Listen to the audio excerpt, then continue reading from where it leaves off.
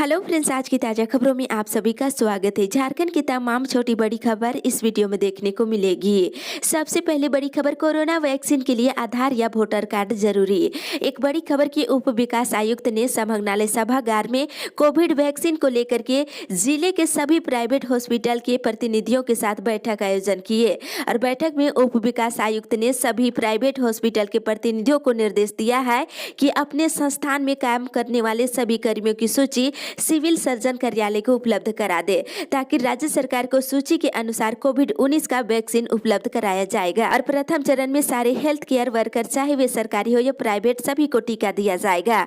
उन्होंने बताया है कि वैक्सीन के लिए आधार कार्ड या वोटर ID कार्ड लिया जाएगा और संबंधित व्यक्ति के मोबाइल पर OTP भी आएगा। रजिस्ट्रेशन के बाद जिसके मोबाइल पर OTP आएगा उसे ही वैक्सीन का टीका लगाया जाएगा। इसके साथ ही अगली बड़ी खबर, स्कूल नहीं खुलने से भविष्य पर खतरा। एक बड़ी खबर की कोरोना की वजह से लॉकडाउन ने यदि किसी के जीवन में तबाही लाया है तो वे है विद्यार्थियों का जीवन। नर्सरी और प्राथमिक कक्षाओं के बच्चों का भविष्य काफी बर्बाद हो गया है। अभी भी पता नहीं है कि लॉकडाउन कब तक रहेगी और मार्च महीने से स्कूल बंद होने के कारण बच्चों के जीवन में उथल पुथल सा हो गया है और सभी वर्ग के लोगों को काफी परेशानियों का सामना करना पड़ रहा है। अब जाकर कुछ बंदिशें हटी है, फिर भी बच्चों के भविष्य पर से खतरा अभी टला नहीं है। वहीं दिसंबर के अंतिम सप्ताह तक 9वीं से लेकर के 12वीं तक के स्कूल खुलने की संभावना जताई जा रही है। इसी के साथ ही अगली बड़ी खबर, मौसम विभाग से कई जिलों में 13 से 15 दिसंबर तक हो सकती है बारिश।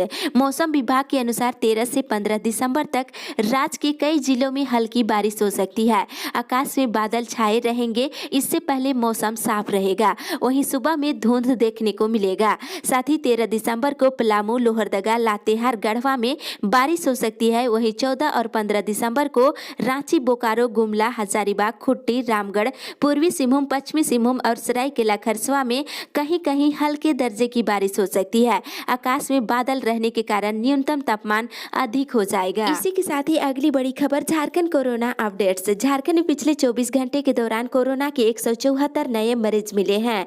साथ ही 2 और नए कोरोना मरीजों की मौत हो गई, जिसमें बोकारो और हजारीबाग जिले से एक मरीजों की मौत हो गई है। और पिछले 24 घंटे के दौरान बोकारो से 20, देवघर से 2, धनबाद से 12, पूर्वी सिंहभूम से 8, गढ़वा से 3, गिरिडीह से 4, गोड्डा, गुमला से 3 और हजारीबाग से 4, जामताड़ा से 1, खुट्टी से 2, कोडरमा, लातेहार से 1, लोहरदगा से 3, पलामू, रामगढ़ से 2, रांची से 93, साहेबगंज से 2, सरायकेला और सिमडेगा से 1 और पश्चिमी सिंहभूम जिले से 6 नए मरीज मिले हैं। इसके साथ ही राज्य में कोरोना मरीजों की संख्या बढ़कर के 1,11,177 हो गई है। इसी के साथ ही अगली बड़ी खबर, सेवा नियमितीकरण करने की मांग। कृषि मंत्री बादल पत्रलेख से पारा शिक्षकों का एक प्रतिनिधि मंडल मुलाकात किया है और समस्याओं की ओर ध्यान आकर्षित कराया गया है। और पारा शिक्षक संघ के जिला अध्यक्ष शकील ने कहा है कि सेवा नियमितीकरण करने को लेकर अब तक सिर्फ आश्वासन दिया गया है, बल्कि अभी तक मांगे पूरी नहीं की गई है। सरकार वादा पूरा करे। इस पर मंत्री ने कहा है कि हम पारा शिक्षकों को फूल देंगे, डंडा नहीं। सरकार पारा शिक्षकों के हित में फैसला लेगी। इसी के साथ ही अगली बड़ी खबर, आंदोलनकारियों के परिजनों को नौकरी दे सकती है राज्य सरकार। एक बड़ी खबर की मुख्यमंत्री हेमंत सोरेन 29 दिसंबर को झारखंड के आंदोलनकारियों के परिजनों को सौगात दे सकते हैं। मुख्यमंत्री हेमंत सोरेन ने अपनी मंशा अधिकारियों के साथ साझा किए हैं। सीएम का कहना था कि झारखंड अलग राज्य आंदोलन में कई लोगों की जान चली गई है। कई आंदोलनकारियों का पारिवारिक जीवन तबाह हो गया है। आंदोलनकारियों को नौकरी देना झामो के घोषणा पत्र में भी शामिल है। शहीद के परिजनों को पेंशन और नौकरी देने का वादा भी किया है। इसी के साथ ही अगली बड़ी खबर, बनेगा वर्ल्ड ट्रेड सेंटर। एक बड़ी खबर की मुख्यमंत्री हेमंत सोरेन ने शुक्रवार को प्रोजेक्ट भवन में IT, उद्योग विभाग और परिवहन विभाग की समीक्षा की है। इस दौरान उन्होंने पदाधिकारियों से कहा है कि जो उद्योग ज्यादा रोजगार सृजन करेगा उन्हें प्राथमिकता दी जाएगी। उन्होंने राज्य में साइकिल मैन्युफैक्चरिंग उद्योग लगाने की बात भी कही है। इसके लिए प्रस्ताव मंगाने का निर्देश दिए। इस मौके पर मुख्यमंत्री को उद्योग सचिव ने जानकारी दिया है कि रांची में वर्ल्ड ट्रेड सेंटर और फार्मा पार्क और नामकुम में IT टावर बनाने का प्रस्ताव है। फार्मा पार्क में दवा उद्योग को विकसित किया जाएगा। इसी के साथ ही अगली बड़ी खबर, 14 से चलेगी रांची से बोकारो पैसेंजर ट्रेन। एक बड़ी राहत की खबर की 14 दिसंबर से रांची से बोकारो के लिए पैसेंजर ट्रेन चलने जा रही है। इस ट्रेन के चलने से नौकरी पेशा और प्रतिदिन आने जाने वाले लोगों को काफी राहत राहत मिलेगी। इस ट्रेन के बाद लोहरदगा पैसेंजर ट्रेन समेत अन्य ट्रेनों का परिचालन भी शुरू कर दिया जाएगा। इसको लेकर रेलवे की ओर से जल्द ही सूचना जारी की जाएगी। ये ट्रेन प्रतिदिन चलेगी। और वहीं रांची नई दिल्ली भाया बोकारो द्वि-साप्ताहिक स्पेशल ट्रेन और Ranchi Mumbai LTT special express में शुक्रवार से आरक्षित टिकट मिलना शुरू हो गया है। यात्री टिकट बुक करा सकते हैं। इसी के साथ ही अगली बड़ी खबर, रोजगार उन्मुख उद्योग की स्थापना करना सरकार की प्राथमिकता। एक बड़ी खबर की मुख्यमंत्री हेमंत सोरेन ने स्पष्ट कह दिया है कि राज्य में रोजगार उन्मुखी उद्योग लगाए जाएंगे।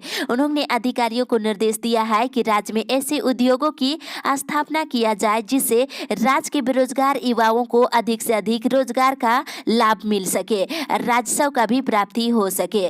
रोजगार सृजन करना राज्य सरकार की प्राथमिकता है। मुख्यमंत्री ने शुक्रवार को प्रोजेक्ट भवन में उद्योग विभाग की समीक्षा के क्रम में ये बातें कही है। साथ ही मुख्यमंत्री ने अधिकारियों को निर्देश दिया है कि बेरोजगार राज्य के युवाओं को ज्यादा से ज्यादा रोजगार उपलब्ध कराने को लेकर इस दिशा में पहल करने का निर्देश दिए हैं। इसी के साथ ही अगली बड़ी खबर, झारखंड चेंबर चुनाव 20 से 22 दिसंबर तक मोराबादी मैदान स्थित वृंदावन गार्डन में चेंबर चुनाव संपन्न कराया जाएगा। सुबह 10 बजे से लेकर के शाम के 4 बजे तक वोट डाले जाएंगे और कोरोना महामारी को लेकर के एक जगह पर अधिक भीड़ ना हो, इसे लेकर के झारखंड चेंबर चुनाव एक दिन में नहीं बल्कि 3 दिनों में संपन्न कराया जाएगा। इसको लेकर तैयारी चल रही है और चुनाव पदाधिकारी पवन शर्मा ने कहा है कि अलग अलग सदस्य को वोट डालने के लिए नई आईडी दिए जाएंगे और अल्फाबेटिक ऑर्डर इसे तैयार कर रहा है। इसी के अनुसार हर सदस्य अलग अलग दिन पहुंचकर अपना वोट डाल सकेंगे। वहीं 22 दिसंबर की शाम 4 बजे तक वोट डालने के बाद चुनाव परिणाम की घोषणा कर दी जाएगी। इसी के साथ ही अगली बड़ी खबर, शिक्षक अपने त्रुटिपूर्ण प्रोफाइल को 20 तक करे अपलोड। शिक्षकों को 20 दिसंबर तक अपना प्रोफाइल अपलोड करने को कहा गया है। झारखंड शिक्षा परियोजना के निदेशक ने इसे लेकर के सभी जिलों को पत्र भेज दिया है। राज्य में 1,19,351 शिक्षकों ने अपना प्रोफाइल अपलोड किया है, जिसमें 9,805 शिक्षकों का प्रोफाइल गलत है। इन शिक्षकों को 20 दिसंबर तक प्रोफाइल में सुधार कर अपलोड करने को कहा है और उधर परियोजना के द्वारा विद्यार्थियों की संख्या अपलोड करने का कार्य 15 जनवरी तक पूरा करने को कहा है। इसी के साथ ही अगली बड़ी खबर, राजद का जिला मुख्यालयों पर धरना 14 को। केंद्र सरकार की गलत नीतियों और नए कृषि कानून के खिलाफ प्रदेश राजद की ओर से 14 दिसंबर को राज्य के सभी जिला मुख्यालयों पर धरना दिया जाएगा और प्रदेश राजद प्रवक्ता मोहम्मद इस्लाम ने बताया है कि इस कार्यक्रम को सफल बनाने के लिए प्रदेश अध्यक्ष अभय सिंह ने प्रत्येक जिले में प्रभारियों की नियुक्ति किया है। तो केंद्र सरकार की गलत नीतियों और नए कृषि कानून के खिलाफ 14 को धरना दिया जाएगा। इसी के साथ ही अगली बड़ी खबर, किसानों का 50,000 तक कर्ज होगा माफ।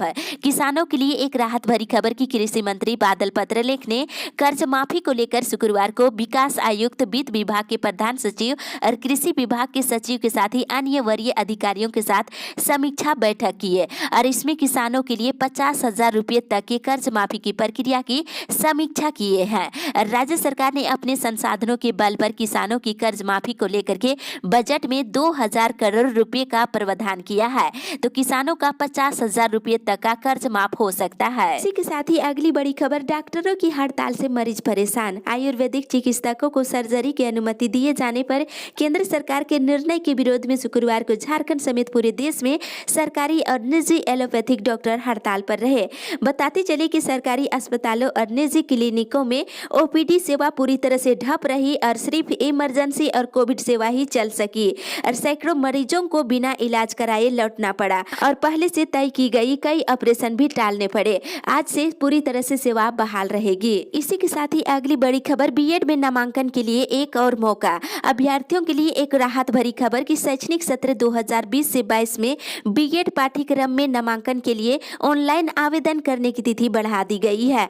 झारखंड संयुक्त प्रवेश प्रतियोगिता परीक्षा परिषद ने 10 दिसंबर को खत्म हुए ऑनलाइन आवेदन की तिथि को बढ़ा करके 5 जनवरी 2021 कर दिया है। जो अभ्यर्थी आवेदन नहीं कर सके हैं संबंधित वेबसाइट से ऑनलाइन आवेदन कर सकते हैं। कोरोना महामारी की वजह से स्नातक अंतिम वर्ष की परीक्षा परिणाम जारी होने में देरी हो रही है, इसको देखते हुए आवेदन करने की तिथि बढ़ा दी गई है। इसी के साथ ही अगली बड़ी खबर, 3 शहरों में जल आपूर्ति के लिए वर्ल्ड बैंक देगा 300 करोड़। एक बड़ी खबर की राज्य के 3 शहरों में सतही जल से पाइपलाइन के जरिए शुद्ध पेयजल पहुंचाने के लिए वर्ल्ड वर्ल्ड बैंक सहायता करेगा।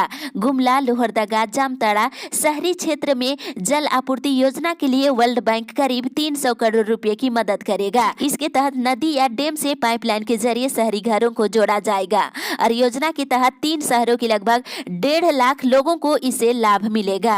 इसी के साथ ही अगली बड़ी खबर, कोरोना प्रोटोकॉल के साथ ही रेलवे भर्ती की परीक्षा। एक बड़ी खबर की रेलवे के 1.5 लाख पदों पर भर्ती के लिए कंप्यूटर आधारित कोविड-19 संबंधित सभी प्रोटोकॉल का पालन करते हुए आयोजित की जाएगी। इसमें 2.44 करोड़ अभ्यर्थी परीक्षा में शामिल होंगे। सभी अभ्यर्थियों को एक घोषणा पत्र में हस्ताक्षर करने होंगे कि वे परीक्षा में बैठने के लिए फिट है और पहली परीक्षा का पहला चरण 15 से 18 दिसंबर तक होगा और दूसरे चरण की परीक्षा 28 दिसंबर से मार्च 2021 तक चलेगी और तीसरे चरण की परीक्षा जून 2021 के अंत तक चलेगी और परीक्षा केंद्रों पर अभ्यर्थियों की थर्मोगन से जांच कराई जाएगी। तो रेलवे के 1.5 लाख पदों पर भर्ती के लिए ऑनलाइन परीक्षा ली जाएगी। इसी के साथ ही अगली बड़ी खबर, समान काम के लिए समान वेतन दे सरकार। झारखंड प्रदेश आंगनबाड़ी कर्मचारी पोषण सखी संघ का एक बैठक हुआ और संघ के प्रदेश अध्यक्ष इस बैठक में विजय कुमार ने कहा है कि विभाग के द्वारा किए जा रहे कार्यों को पोषण सखियां सही समय पर निष्पादित कर रही है, लेकिन इसके बदले में इन्हें मानदेय काफी कम मिल रहा है। तो समान काम के लिए समान वेतन आंगनबाड़ी कर्मचारी पोषण सखी को देने की मांग की जा रही है। इसी के साथ ही अगली बड़ी खबर, आर्थिक नाकेबंदी की तैयारी में समाज। विभिन्न मांगों को लेकर के सूर्य नारायण हंसदा के नेतृत्व में समाज के लोगों की ओर से आगामी 1 जून 2021 से संथाल परगना में आर्थिक नाकेबंदी की जाएगी।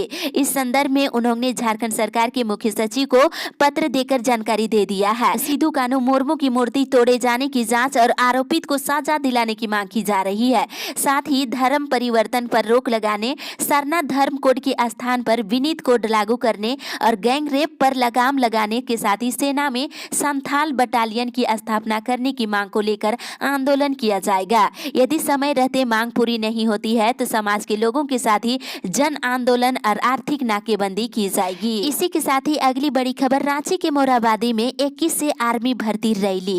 एक बड़ी राहत की खबर युवाओं के लिए कि रांची के मोराबादी मैदान में आगामी 21 दिसंबर से 20 जनवरी तक आर्मी भर्ती रैली है। इसे देखते हुए पुलिस मुख्यालय ने सभी जिलों के एसपी और एसएसपी को पत्राचार किया है। इसके लिए अपने अपने स्तर से अपने क्षेत्र के अधिक से अधिक युवाओं को इस रैली में शामिल होने के लिए प्रेरित करने का निर्देश दिया है और सभी एसएसपी और एसपी को इसके लिए व्यापक प्रचार प्रसार के साथ ही साथ आर्मी भर्ती रैली में भाग लेने के लिए युवाओं को अन्य अपेक्षित सुविधा उपलब्ध कराने को कहा है। तो सेना भर्ती रैली में युवा शामिल हो सकते हैं। इसी के साथ ही अगली बड़ी खबर, हुक्का बार चलाना पड़ेगा महंगा, हो सकती है 3 साल की जेल। एक बड़ी खबर की राज्य सरकार ने युवाओं की सेहत को ध्यान में रखते हुए हुक्का बार पर प्रतिबंध लगाने का निर्णय लिया है। हुक्का बार का संचालन अब दंडनीय अपराध होगा। इसे लेकर प्रस्ताव तैयार कर कैबिनेट की स्वीकृति के लिए भेजी जा रही है। ये प्रतिबंध लागू करने वाला झारखंड 6ठा राज्य देश में होगा। राजस्थान, महाराष्ट्र, पंजाब, गुजरात और छत्तीसगढ़ में पहले ही इस पर प्रतिबंध लगा हुआ है। बताया जा रहा है कि कैबिनेट प्रस्ताव में हुक्का बार के संचालन पर 1 से लेकर 3 साल की सजा का प्रावधान किया गया है। इसमें 50,000 से 1 लाख रुपए तक का जुर्माना भी प्रावधान किया गया है। हुक्का बार की जांच की जिम्मेदारी सब इंस्पेक्टर रैंक से ऊपर के अधिकारी ही कर सकेंगे। इसी के साथ ही अगली बड़ी खबर, पहले चरण में 50 साल से ज्यादा और बीपी मरीजों को दी जाएगी कोरोना वैक्सीन। एक बड़ी खबर की पूरे देश में प्रथम चरण में 30 करोड़ लोगों को कोरोना वैक्सीन देने की योजना है। सबसे पहले 1 करोड़ हेल्थ वर्कर्स को कोरोना वैक्सीन दी जाएगी, फिर 2 करोड़ फ्रंटलाइन वर्कर को वैक्सीन मिलेगी। इसके बाद 27 करोड़ वैसे लोगों को वैक्सीन दी जाएगी जिनकी उम्र 50 साल से ज्यादा है और वे हार्ट, बीपी और गंभीर बीमारी से ग्रसित है। और वैक्सीन देने के काम एएनएम को लगाया जाएगा जिनकी संख्या 1.5 लाख के तकरीबन है और एएनएम ही इस भूमिका को सफल बनाएंगे। इसी के साथ ही अगली बड़ी खबर, लंबित परीक्षा फल प्रकाशित करने की मांग। प्रथम समिति और पश्चिम समिति सहित डिप्टी कलेक्टर प्रतियोगिता परीक्षा के लंबित परीक्षा फल के प्रकाशन के लिए जेपीएससी के छात्रों ने जेपीएससी के परीक्षा नियंत्रक को ज्ञापन पत्र सौंपे हैं और ज्ञापन सौंप रहे अभ्यर्थियों ने बताया है की प्रथम समिति डिप्टी कलेक्टर प्रतियोगिता परीक्षा 23 अप्रैल 2006 को ली गई थी। इस परीक्षा में अनियमितता मिलने के बाद इसे रद्द करके दोबारा से परीक्षा 3 जनवरी 2020 को ली गई, लेकिन अभी तक रिजल्ट प्रकाशन नहीं की गई है। रिजल्ट जारी करने की मांग कर रहे हैं। और वहीं दूसरी ओर जेपीएससी के द्वारा जितने भी परीक्षा ली गई है और अभी तक रिजल्ट प्रकाशन नहीं की गई है, उन सभी परीक्षाओं के रिजल्ट जारी करने की मांग की गई है। इस अपडेट में बस इतना ही। आगे की खबर के लिए आप हमारे साथ बने रहे।